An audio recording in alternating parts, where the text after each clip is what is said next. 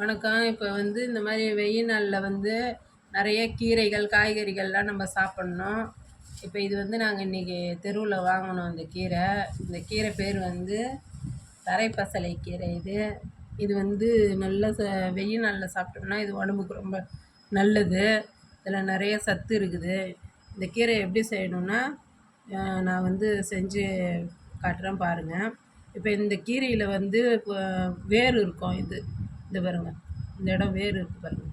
இந்த வேரை எடுத்துடணும். இதேமாரி ஒரு பூ மாதிரி ஒன்று பூத்துருக்கும், அதையும் எடுத்துடணும். இது பாருங்க வேர், இதுதான் வேர். குட்டியாக ரோண்டு அப்படியே நூல் மாதிரி இருக்கும்.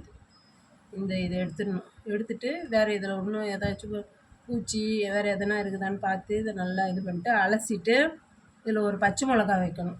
ஒரு பச்சை மிளகா வச்சு இதற்கு புளி வைக்கக்கூடாது. இந்த கீரையில் இதுவே புளிப்பு சுவையாக இருக்கும் இந்த கீரையே.